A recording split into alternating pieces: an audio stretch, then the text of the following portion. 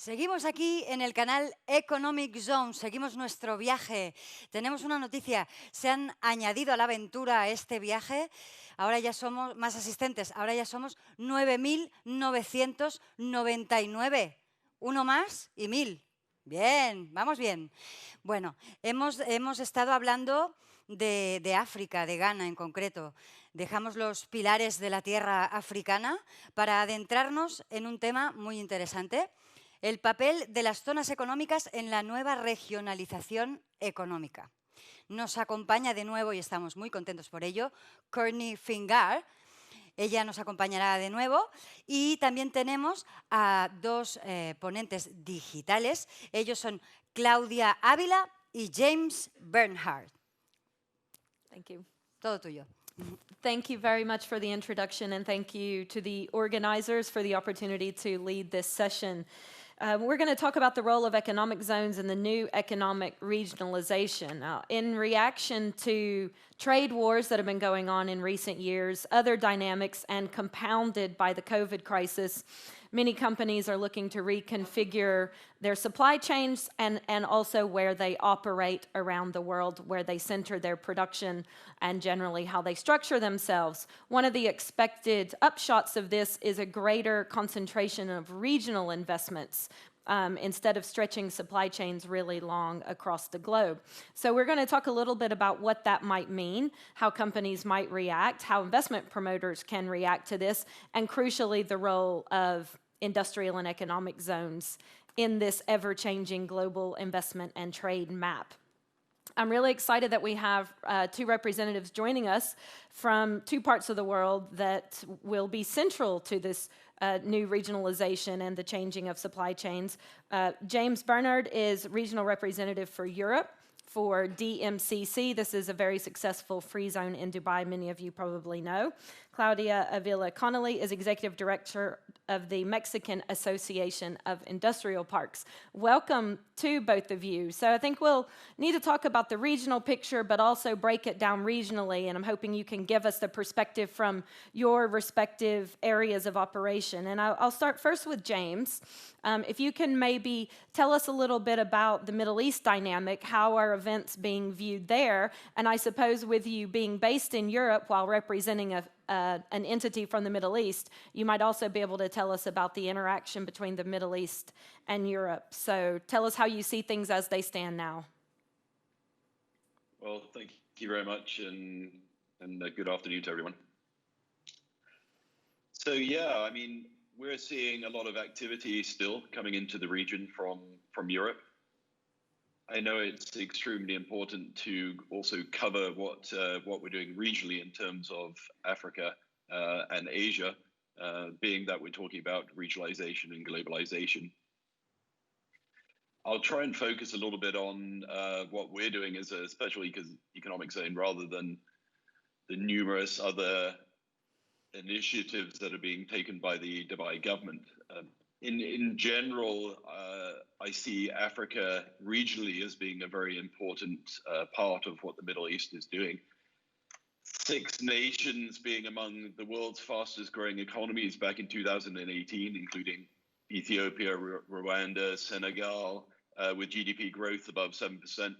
So we were expecting to see in 2025 a $2.5 trillion market, which makes Africa and the Middle East region a real unmissable global interest. I'd say regionally, we've seen companies such as DP World, who have been using the close relationships to partnership with Africa. Now, obviously having 6 container ports there and quite a few other projects in the pipeline. As for DMCC, we also been working very closely with Africa for many years, and we can really show that the strong relationship in place has been utilized very well by the development of new commodity trade flows through the region and the support and the development of the regional marketplaces in a number of different sectors. So we've seen and been part of this in different sectors such as diamond sector, precious stones, gold, tea, and our most recent project which is coffee. So this is a sort of regional perspective, but we're looking at always, as ever, with our global markets, that we don't leave anyone out.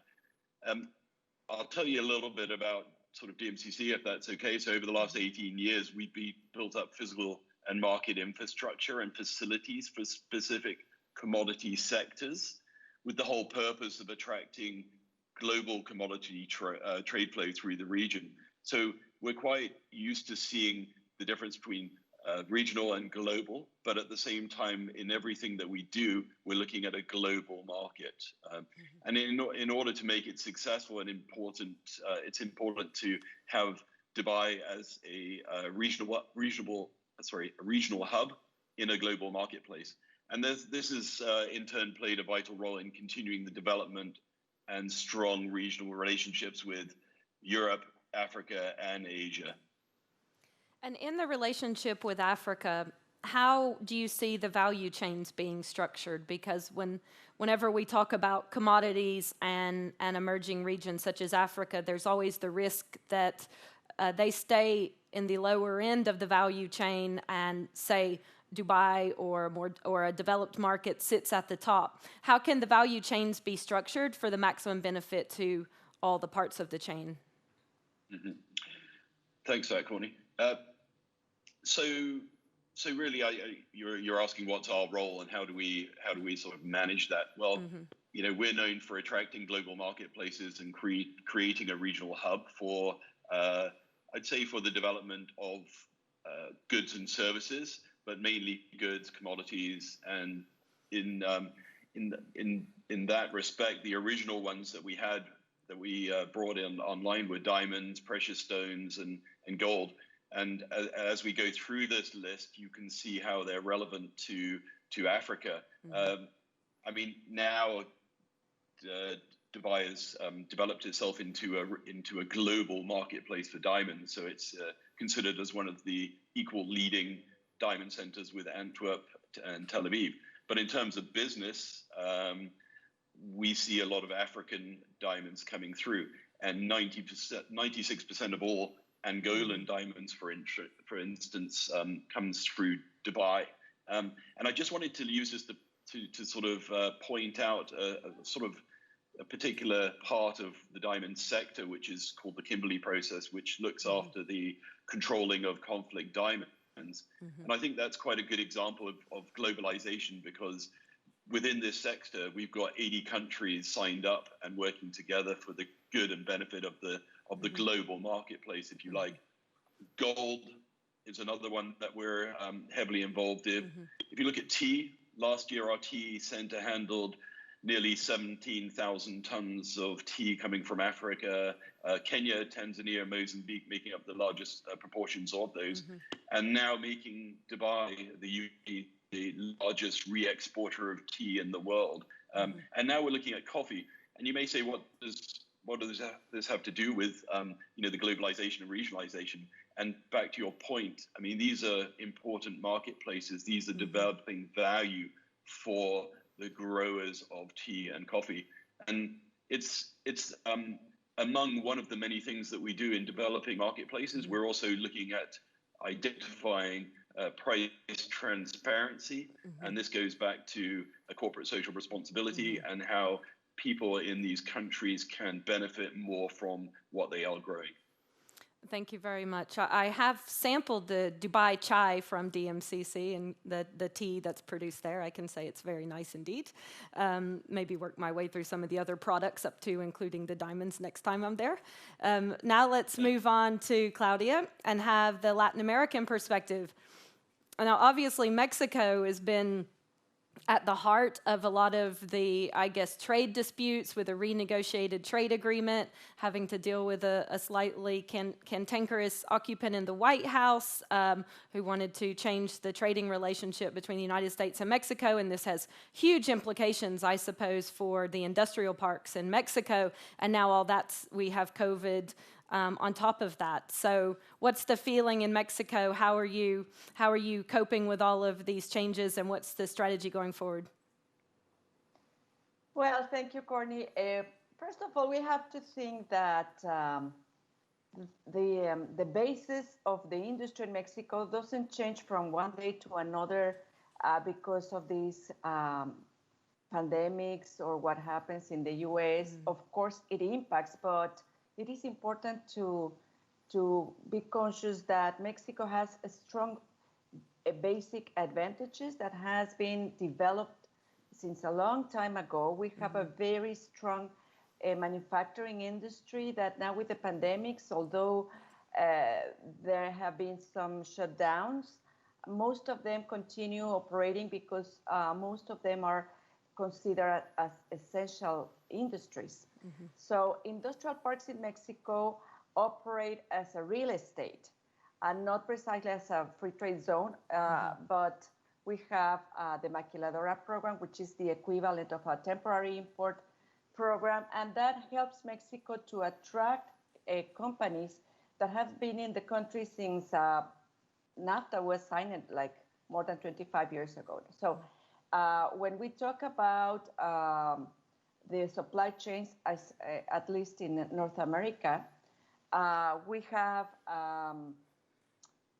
a very strong links between suppliers and that they continue to work, and at least between Mexico and the US, we had a very strong relation when we had these pandemics at the beginning in March, April, to align all the essential industries to continue working, especially in the automotive industry, besides medical equipment, aerospace industry, in order to be able to continue the production. Now, what was the impact in industrial parks?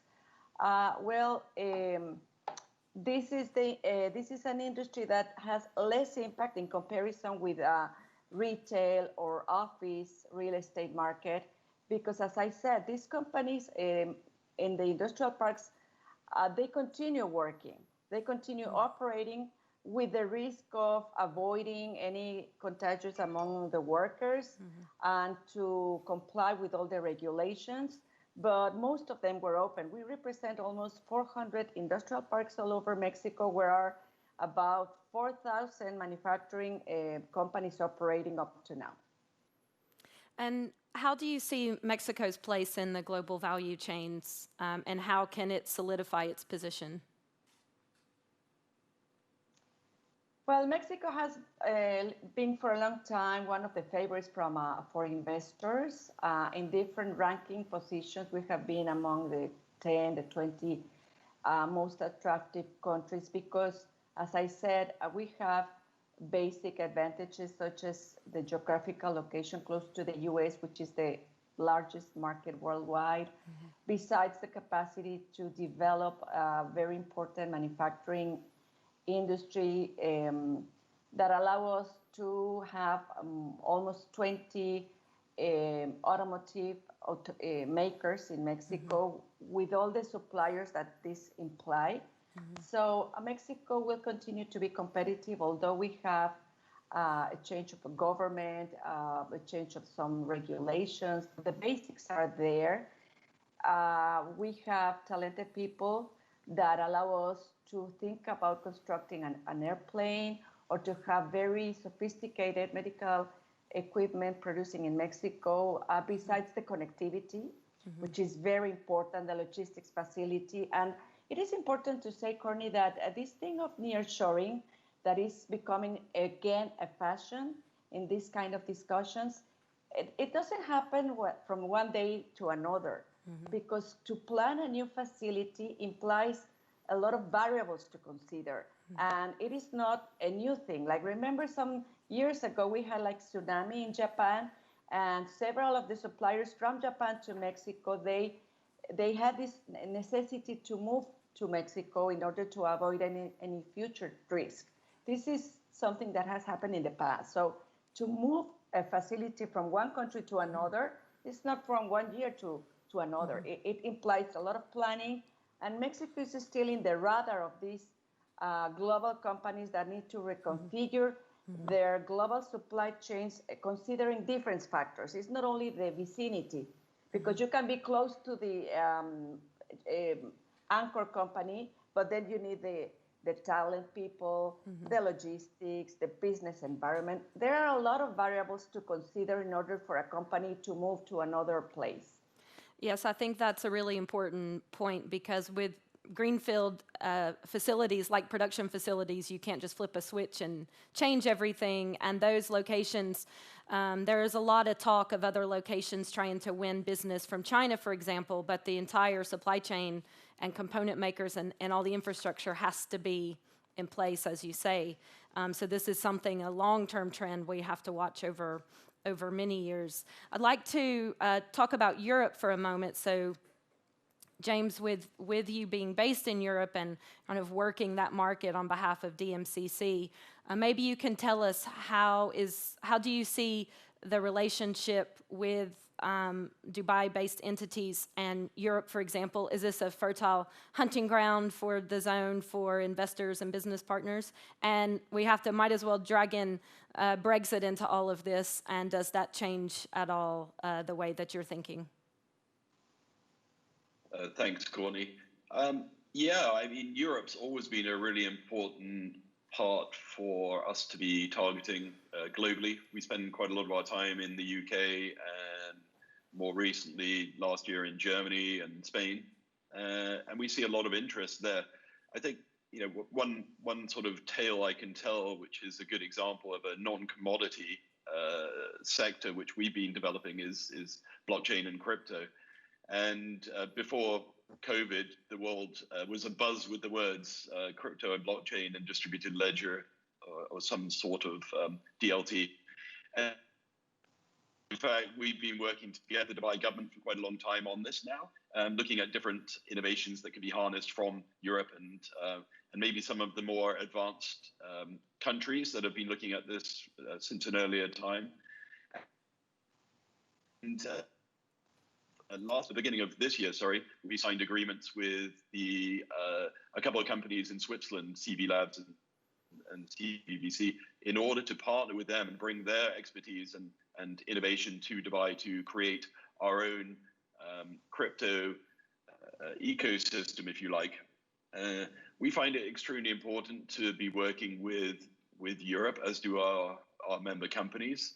We recently did a Scottish Business Network, Scottish International Week, where we highlighted some of the Scottish companies that had been set up in Dubai and why they came to Dubai and how they opened up the market there.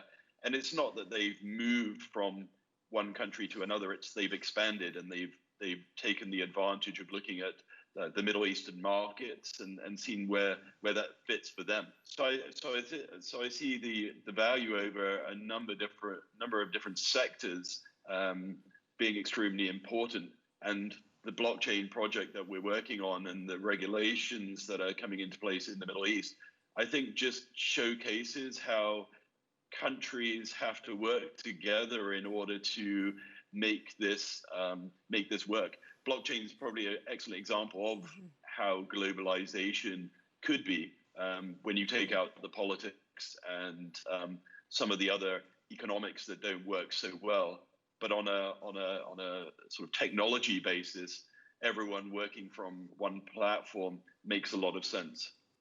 Well, and if we think about technology, how much does the working from home phenomenon and all of that ancillary impact of COVID and greater use of technology and the fact people could be anywhere, does that change the strategy of somewhere like DMCC? Because I know that it's thriving and there's huge office spaces there as well as living. So how do you adapt your strategy now? Yeah, good question. I think we were very early on in our thought process in terms of how companies can work in DMCC. I think it was probably 10 years ago that we looked in depth at co-working spaces, at virtual offices, and we provide all of those today. So any company setting up in Dubai with us can have these options from virtual offices to flexi desks to business centers. And we have three of our own accelerators as well. So I think it's extremely important. We've seen companies working from all over the world as we've gone through the past months. we've adapted to make it possible to set up a company from the other side of the world and to renew your license and to do everything you need to do. So I think working from now on is going, and we've seen a pattern emerge from our companies, our existing companies, how they have been working, and also what business activities they've become involved in. We can tell from the license activities that they have a lot of platform development, IT infrastructure. Companies that weren't very IT savvy before have now seen that they need to get in there in order to be competitive, in order to be fast, in order to be adaptive. As you were mentioning earlier, it does take a long time for people to set up a company from, but at the same time, we're losing you a little bit there. Mm-hmm. Oh, well, let's hope that. There you go. Okay, well, we're losing you a little bit in batches there, James, so it's a moment for me to ask Claudia a question, and we hope that your Wi-Fi stabilizes a little bit. Claudia, I'm interested in the relationship with China, and as you mentioned, the nearshoring phenomenon is not such a quick and easy thing to happen, but surely Mexico could be a beneficiary of many companies looking to diversify their production capacity beyond China. Is this something that you are actively, I guess, seeking to maximize? You see, my personal position is not to play sum zero in relations, but win-win situation. We don't like to talk about how we beat China because we believe that we can be complementing the relation with China. It is true that one of the factors that investors consider when deciding allocation is to mitigating the risk. So what we are trying to do in the analysis at the Mexican Association of Industrial Parks that we represent is which sectors we can be competitive in order to focus our investment attraction to those specific parts of the value chain that will make not only Mexico creating jobs and the economic development impact, but also how the companies can be more competitive, taking advantage of what Mexico can offer beside of what China can also offer. There are products where China will be still competitive even with tariffs, and they will continue exporting. But what we have seen as a new trend in Mexico is that Chinese manufacturing companies are coming to Mexico. Like, for instance, before we didn't have any Chinese company within industrial parks. For certain more sophisticated sectors, such as automotive, we had a lot of labor-intensive industries from China since a long time ago, like textile or footwear, but not in the automotive or medical equipment or other more sophisticated or added value industries. So now we are having Chinese delegations coming to Mexico, and this is relatively new. So we believe that also China, not only, for instance, American companies that were operating in China and they're coming back to North America to mitigate the risk, but also Chinese companies that wants to be in Mexico. But not the interesting thing is not only the manufacturing companies, but also real estate developers. We are starting to see in Mexico industrial parks from the infrastructure perspective, the real estate side of the business from Chinese capitals. So that's interesting. China wants to be a partner of Mexico in order to go together to approach other markets, such as the North American market. So that's interesting to see that this is happening in Mexico. And how dependent are events in Mexico on what happens north of the border in the U.S.? I mean, everyone in the world is probably watching with some fascination, I suppose, about what will happen in November 3rd in the U.S., but for Mexico in particular, as a major economic partner and a neighbor, is it just business as usual no matter what happens, or how actively do you need to watch and wait on this? Well, you know, we've been with the U.S. always, so we are used to the relation with the U.S. in different parts of our history. I think that with NAFTA, now with the USMCA, we have more clear rules about the game. But we know that the US has always have particular policies with Mexico, sometimes more friendly, sometimes more on a defensive position.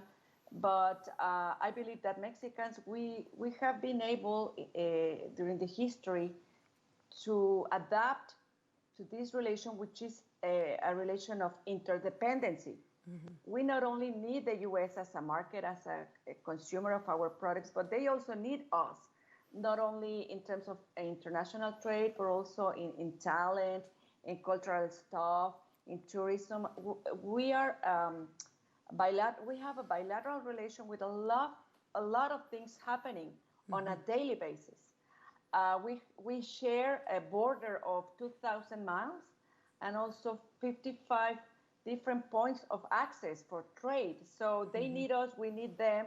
And now what we are expecting is to have a more clear and friendly relation, because with the current administration in the US, sometimes we don't know what to expect, because they said one thing, President Trump says one thing, and then suddenly it reacts from another thing. So we have to be always aware of what happened, but what we are sure about is that the relation is not only among governors or governments, among people, among companies, among suppliers. I mean, there's a lot of things happening on a daily basis in this border that impacts different aspects: cultural, immigration, security. So it's a very sophisticated relation, but we learn how to deal with it historically.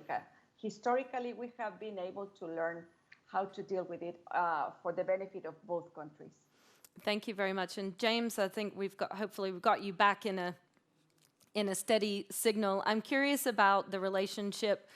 We discussed the Middle East and Europe, but looking the other direction, Dubai is in a really interesting position in the world, really at the term crossroad is usually overused, but it really is a crossroad between Europe, Africa, and then Asia on the other side. And I know in particular there are really strong ties between Dubai and India, for example.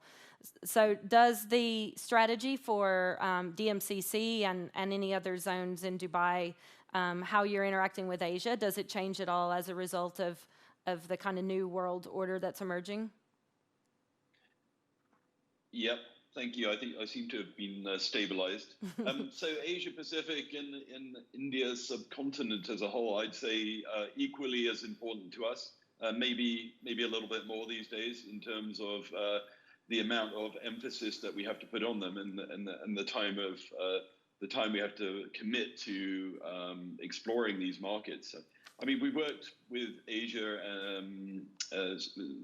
Pacific and India for probably the last 15 years because of our connection to the tea sector, and that's grown. I mean, historically, we've had a very good relationship with them. We've also developed our relationships because of the need for what we're doing in terms of our derivatives exchange. We have several agreements with organizations such as the Dalian Commodity Exchange.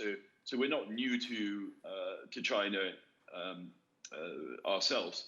I'd say recently we also signed an agreement with a company called Inaway, which is a Chinese platform which has been established by the Beijing government, and they've successfully incubated about 4,000 startups and raised about 41.8 billion dirhams, which gave us the sort of foresight to actually team up with them, and we work closely with them in order to sort of build a bridge between Asia, build a bridge between China and Dubai, and show companies the vision in terms of what is possible in Dubai, what is possible in China. And there's been a lot of investment both ways, especially in recent years, starting from the maritime logistics, the Silk Route. DP World's been very active there. And now we've seen what we can do there. It's only a matter of growth. India is hugely important to us. It's on the doorstep of Dubai, as you say, and it makes up the largest sector of DMCC companies out of the 18,000 companies we have. In the Indian shareholding sector is one of the largest. So we see that as being a regional hub for us, India, but at the same time, we have to look at them as partnerships, or to also globalize, to go abroad and to look at Europe with them. Thank you. And there's a question I'll pose to both of you. James, I'll carry on with you first, and Claudia, be thinking of your view on this, and that's the topic of protectionism. There had been quite a lot of protectionist winds blowing for a number of years now, populist movements, more FDI screening mechanisms, restrictions put in place, more trade protectionism, which is a difficult thing, I suppose, for economic zones, which by their nature are kind of inherently all about global flows of people, goods, and knowledge and money. Is this something that worries you in the business that you're in, James? And if so, how can professionals in economic zones kind of help ward against this, or even react to it? I guess it really depends in which sectors you're operating, because for my history is in trading of commodities, global metals. So I know for a fact what has gone on in those particular industries and those industry sectors. So the companies in those are much more affected than companies that would be, say, in some of the sort of platform or distributed ledger technology. Mm-hmm. For us as DMCC, we are a light industrial zone, if you like. So we do have some light jewelry manufacturing going on. But in general, the manufacturing that goes on in the tea and the coffee centers are in the facilities of Jebel Ali Free Zone. So for me, it's a little bit difficult to comment on how this would affect us. Obviously, we're in a joint economy with the rest of the companies in Dubai, so it will have an effect on us jointly. But yeah, I suppose that globally, Dubai and the UAE are slightly differently affected. The regional severity of changes in, say, dumping duties or retroactive duties on materials usually is something that goes on the other side of the world. But yeah, it's a concern. It's definitely a concern. Thank you. And Claudia, what's your view on this? To what extent does protectionism impact and worry the members in your association?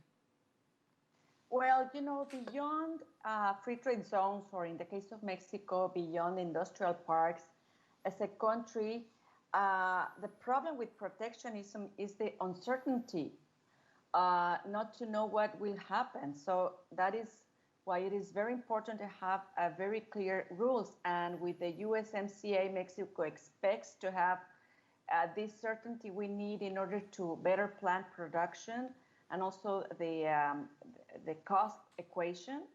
Because remember that protectionism is not only tariffs, duties, but also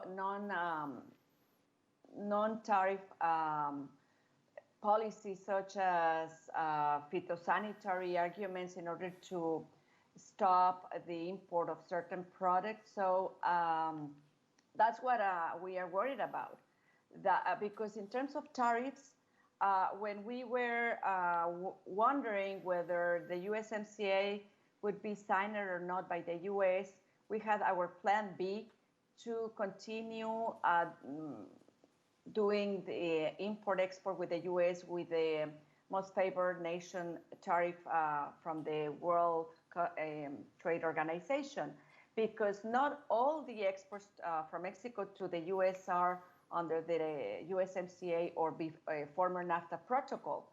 So tariffs is not only the issue, but also the non-tariff barriers that affects, that's the problem really, that the government, the US government, for instance, suddenly says that our avocado or our cement has dumping or certain phytosanitary problems. That's the issue. So we promote the following of the rules on a multilateral basis, but also bilateral and trilateral in the case of the USMCA. Thank you. And sticking closer to home for you, is the intra-regional economic cooperation in Latin America strong enough? Is there more that could be done to help sort of maximize benefits across the region? Well, for sure, Mexico needs to look more to Latin America, because most of our trade is with the US and Canada, like 90%. So we depend on what the US happens in its economy. But what about Latin America? I think that with the Alliance of the Pacific Alliance, we have this great potential, but it's not only something on a voluntary basis, but also we need to plan to see which kind of sectors Latin American countries has to, in order to create like a regional supply chains. And we haven't done this, at least in a more deeply way. The trade between Mexico and Latin America is more on end products, not only from a supply chain view. And we are starting to work more with the Pacific Alliance to see which part of the supply chain we can better work as Latin America, because there is a potential to supply the US with Latin American inputs for the national content. I mean, we have trade agreements with other countries, such as with Colombia, with the Pacific Alliance, with Central America. Why not taking advantage of this in order to gain the national content and to gain competitiveness in terms of cost, and also the risk mitigation that I was talking about? Thank you. And James, as far as relations within the Middle East, there's obviously been an extremely significant geopolitical change, which is the ties being established with Israel, between the UAE and Israel. Does that open up a new and potentially exciting commercial partner for the likes of Dubai and the zones there? It certainly does, and thanks for bringing it up. It's one of the announcements we recently made, which was that we're opening up an office in Tel Aviv Diamond Exchange, and a reciprocal office will be opening up in Almas Tower in our Diamond Exchange for the Israeli Diamond Exchange. So really, really happy about that. I've actually spent, although I'm in Europe, developing Europe, I've spent most of my time on developing Israel over the past few weeks, and getting in contact with all the legal firms that we are going to be working with going forward, doing webinars. What we're seeing out of there is that Israel is a real innovation hub, full of anything from the diamond sector that we're quite focused on, but also the innovative sectors of blockchain, platform development, security, and all of these types of sectors, which we're looking at developing and attracting to Dubai as well. So there's pretty much a solid stream of expected delegations coming from Israel to Dubai, and of course the other way as well. There's a lot of companies in Dubai that I'm sure will find a lot of opportunities in Israel. And I think what we've discussed over the past few days and what we've concluded is that Dubai, as you correctly pointed out, is not just a marketplace itself, but is an excellent hub for being a center for any country surrounding it, including Saudi Arabia and Oman and Bahrain and India and Asia, for companies to set up and then develop those markets from there. There doesn't seem to be a lot of synergy between some of the key sectors in Israel and Dubai in particular. So I guess, does that also open up, I mean, how do you keep the spirit in cooperation instead of competition? Because you're competing, again, in blockchain technology in many aspects, actually competing for very similar investments. Well, I think that the UAE, Dubai in particular, is built on competition and thrives on it and isn't worried about that. I think we're just happy to have that kind of excellent, innovative talent pool that will now be able to come into Dubai and work with the existing members that we have. Out of the 18,000 companies that we already have in our free zone, obviously there are several hundred thousand within Dubai, all looking for potential markets, new potential business partners, and this is just a great opportunity for them. Thank you. And when we think about regionalization, I guess there's always a risk that it can come at the expense of globalization. So Claudia, I'd like to ask your opinion. How do we find the balance between the two? So if supply chains and companies' operations and even strategies become very regionalized, does that mean that globalization itself suffers? Well, I think globalization is here to stay, and we are seeing it right now. I mean, you are in one place, James is in another. I mean, technology strengthens the globalization. So I think that globalization is not in risk. What we are seeing is a readaptation of the way of working. For me, the most important thing is the national policies of the countries to provide economic development, to provide quality of life to the population. And based on this premise, whatever is good for the country in order to increase its foreign trade, its attractiveness for foreign direct investment, it doesn't matter if it is regional or globalization. I think the debate is not exactly globalization versus regionalization, but what it is good for or best for the countries in order to have a better economy for the population. And that links my comment to the sustainable objectives from the United Nations. I think that we, when we talk about international trade for direct investment, we need to recognize that the most important thing is people. These sustainable economic objectives need to be linked in any policy from governments related to foreign trade, to whatever. And that's what we are doing in industrial parks in Mexico to find those investors that need to be in Mexico to be more competitive, either to attend the US market or to a global market, but considering the social responsibility, the environmental care, and one of the topics that we are fostering a lot is the governance. These things on a micro basis are also important apart from the macro issues that we are discussing now. The debate needs to recognize that these issues are as important as the national policies. And do you feel that industrial parks and zones are listened to enough by national policymakers? Are you able to play a strong advocacy role? My perception and my experience is that governments are doing their homework regarding national policies and companies are doing their own.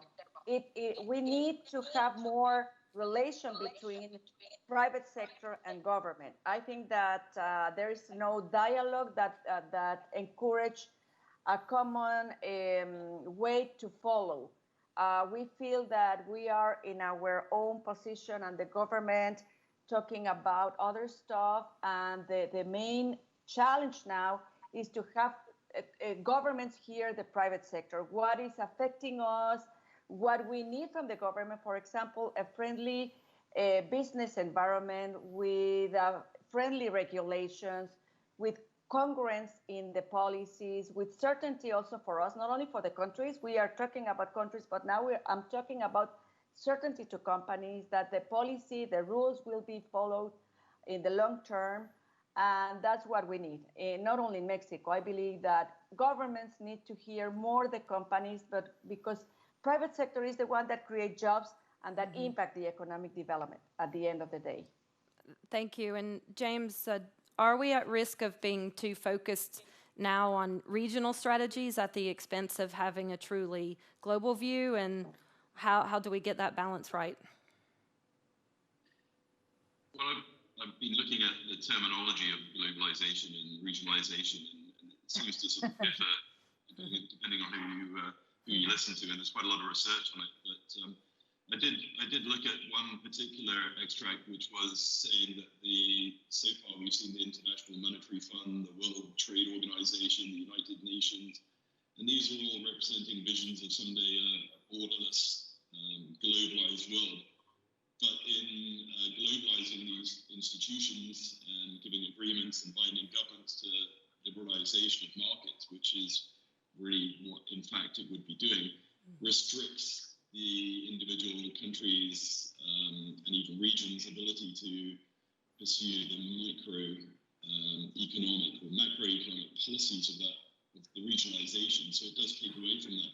But I think that, under the RTAs and under the regionalization of the territories, the economic policies that can remain more stable and consistent, if they're not, they don't have that risk of being violated, because action will be taken within those regions. But as soon as you globalize, you kind of take a little bit away from that. So it's quite difficult to go the full hog, if you like. I think globalizing is also challenging in terms of finance and economics. For instance, a huge amount of capital can be disinvested or invested, reinvested in a relatively short period of time in a region. And this means that countries can lose control over exchanges and economic development, and as such, really lose a bit of control of their own economies. So I think it's really important what Claudia was saying in terms of the coming together of the different regions. But I think there is a risk aspect and various opportunities and various attempts to do this. I mean, the Kyoto Protocol was just one that I sort of touched on, as we have a big conglomerate of energy companies at DMCC, and they haven't been able to really achieve what they wanted to achieve with the globalization of something like that. And that sort of emphasizes that it's much more difficult than it would appear if you look at the real terminology of what globalization is. Yeah, I think that's right. Obviously, the more players you have involved in anything, the more difficult it sometimes becomes to get things going, and this is probably where regional blocks have a role to play, and perhaps setting the stage for bigger global cooperation on key issues. We're wrapping up now. I want to say a very big thank you to both of you for joining us from your respective parts of the world. It was really interesting. I'm sure our viewers enjoyed it as well, so thank you very much. Thank you, Connie. Thank you, Jane. Thank you very much. You really have done a good job. You know what? The number of participants has increased in seven more. No, don't worry, step by step. Yeah. Thank you very much, James, Claudia, and Courtney. Thank you. Gracias a todos vosotros por asistir. Ahora ya somos, en serio, iba en serio, no era broma. Somos ya 10.006 participantes. Muchos. Pasamos de este panel a otro, al B-Services. Después de la publicidad y después de darle gracias, muchas gracias a nuestros patrocinadores, que son 37, pero yo solo voy a decir uno porque si no aquí me moría. Servihabitat. Muchas gracias. Nos vemos después de la publicidad.